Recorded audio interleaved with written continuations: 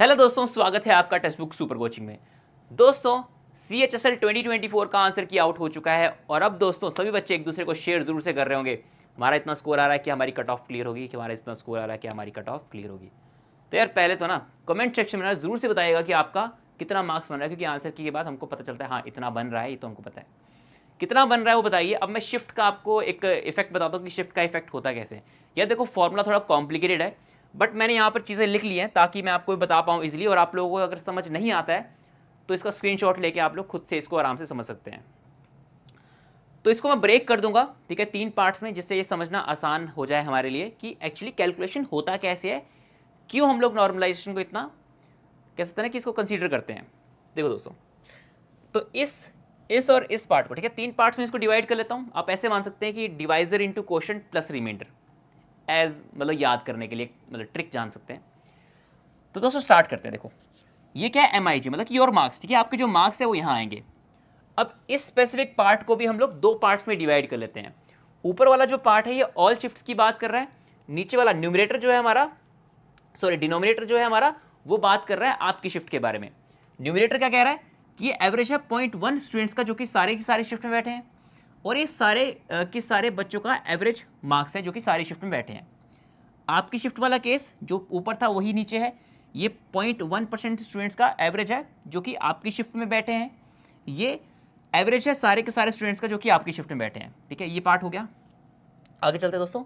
MIG क्या है, आपके ही मार्क्स हैं, ठीक है, आपके मार्क्स कितने हैं वो यहाँ पर आगे। MIQ, ठीक है, ये क्या, यहाँ ये हम लोगों ने यहाँ पर देखा कि आपकी शिफ्ट में एवरेज मार्क्स कितना है भाई। MQGM जो ये पार्ट है, ये क्या कहता है, average of marks of the candidates of highest scoring shift, ठीक है, हाईएस्ट स्कोरिंग शिफ्ट का जो एवरेज मार्क्स है वो यहाँ पर आएगा। ये बात आपको क्लियर होगी, ठीक है, तो थोड़ा थोड़ा आइडिया लग गया। अब दोस्तों इसको थोड़ा सा और इजी कर लेते हैं, समझ लेते हैं कि भाई मतलब मेजर अपना कंसर्न क्या, why we are discussing this. देखो ये हमेशा पॉजिटिव, ये हमेशा पॉजिटिव, बस ये जो पार्ट है ये नेगेटिव या पॉजिटिव में लाई करेगा। क्यों?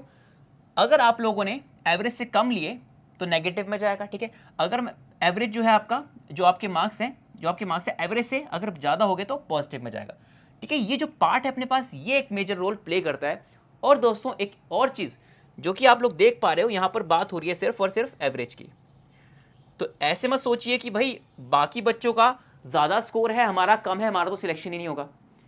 डिपेंड्स ऑन योर शिफ्ट, यहां पर सारा का सारा गेम चेंज हो जाएगा, ठीक है। तो इसलिए ऐसे सोचना भी मत, आप लोग अपने मार्क्स लिखिए आराम से, कोई दिक्कत वाली बात नहीं है, ठीक है। तो थोड़ा सा आइडिया मिल चुका है कि shift plays a very important role in normalization. अच्छा दोस्तों आगे चलते हैं। दोस्तों ईयर बाय ईयर कंपैरिजन आप लोगों ने देखा ही होगा, मैं पहले भी एक्चुअली दिखा चुका हूं इसको। तो मेजरली यही होता है कि यार 500 का गैप है, यहां पर भी हमको ठीक ठाक गैप दिखाई दे रहा है। अब इसको ना कंसीडर करते हुए मैं इस पर ज़्यादा जोर डालूंगा, बट एज ऑफ नाउ इसका जो डेटा है RTI के थ्रू वो थोड़ी देर में मिलेगा हमको, तो अभी तो नहीं है, ठीक है। तो देखा जाए तो पिछली बार 157 गई थी जब 3000 के आसपास हमारी वैकेंसी थी, अभी 3700 है, 500 ज़्यादा है। तो भाई ऐसा भी नहीं है कि भाई यहाँ पर हमारे पास बहुत ज़्यादा वैकेंसीज थी, यहाँ पर हमारे पास बहुत ही कम वैकेंसीज थी, मतलब कह सकते हैं आधी से भी कम। तो हमारी कट ऑफ थोड़ी स्पाइक करिए, ठीक है। पेपर इजी था, ऐसा नहीं कि पेपर बहुत ही ज़्यादा मुश्किल था, यहाँ पर भी पेपर देखा जाए तो बहुत ही ज़्यादा मुश्किल भी नहीं था, ठीक है। तो इस बार जो दोस्तों डेटा आया है, मैंने एक सेशन जो किया था आंसर की जब आई थी, तो बच्चों से जितने भी मैं डेटा को निकाल पाया यूट्यूब में स्पेशली, तो उसको मैंने बोर्ड पे लिख दिया था, वहाँ से भी कुछ डेटा लिया, वो तो बहुत ही कम था वैसे। तो टेक्स्ट बुक के पास भी जो भी डेटा आया है, उनके जो भी बच्चे हैं, ठीक है, मॉक टेस्ट दिए इतने सारे, तो बताते हैं कितना कितना स्कोर उनका आ रहा है। तो उसके हिसाब से जो देखा जाए दोस्तों, इस बार जो रह सकता है, ठीक है। फिर से कहूँगा कमेंट सेक्शन में जरूर से बताइए आपकी शिफ्ट को जरूर से मेंशन करिएगा दोस्तों। अनरिजर्व्ड कैटेगरी 147 से 152, 145 से 147 OBC, considering the difficulty level, and जो भी हमको नए नए GK के क्वेश्चन देखने को मिले हैं, जैसे कि क्लॉजेस की तरफ इंक्लिनेशन गया है, बहुत सारी नई नई चीज़ें गौरव सर से मैंने डिस्कस किया, तो उन्होंने बताया था कि इस बार कुछ नई नई चीज़ें ज़रूर से ऐड हुई हैं, थोड़ा सा चेंजेस स्टार्टिंग की शिफ्ट में नहीं, बाद की शिफ्ट में। और मैथ्स में तो हम लोगों ने देखा ये कोऑर्डिनेट ज्योमेट्री के क्वेश्चन अब थोड़ा सा आने शुरू हो गए हैं। पहले अगर देखा जाए तो ओवरऑल 15 से 16 क्वेश्चन, अगर 2018 से 2023 तक देखा तो सिर्फ 15 से 16 क्वेश्चन कोऑर्डिनेट ज्योमेट्री के आए थे। अब इससे तो मतलब हर एक शिफ्ट में आना शुरू हो गए थे। फिर कैलकुलेटिव भी हो गया था बीच में। तो दोस्तों ये अपने पास ओवरऑल सिनेरियो जो कि आप देख ही पा रहे होंगे, मुझे नहीं लगता कि मुझे इसको बोलने का जरूरत है।